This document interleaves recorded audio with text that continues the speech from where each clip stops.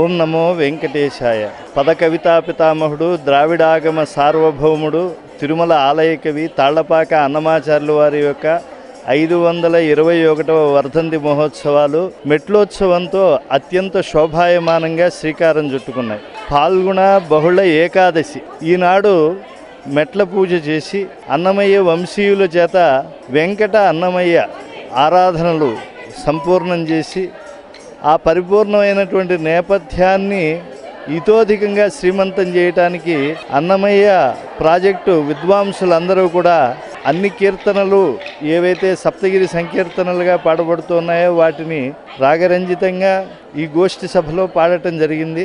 అనేక మంది అనేక ప్రాంతాల వాళ్ళు దాదాపు 800 కళాకారులు ఇక్కడ స్వచ్ఛందంగా వచ్చి పాలు పంచుకోవటం, కోలాట భజనలతో తిరుమల శోభాయాత్ర చేయటం. మెట్లోత్సవము అని అంటే స్వామి పాదాల మండపం నుంచి బేడి ఆంజనేయ స్వామి సన్నిధానం వరకు కూడా హరినామం గానం చేస్తూ మైమరిచి కోలాట నృత్యాలతో పాటు ఆ అన్నమయ్య కీర్తనలు ఆలపిస్తూ చేరుకుంటారు. తిరుమల తిరుపతి దేవస్థానం ఎంతో ప్రతిష్టాత్మకంగా తీసుకున్నటువంటి 521వ అన్నమాచార్య వర్ధంతి మహోత్సవాల్లో ఈ రోజు నుంచి రాజంపేట, తాళ్లపాక, తిరుమలలో ఉత్సవాలు నిర్వహింపబడుతూ ఉన్నాయి. తిరుపతిలో సాహిత్య గోష్ఠులు కూడా నిర్వహింపబడుతూ ఉన్నాయి.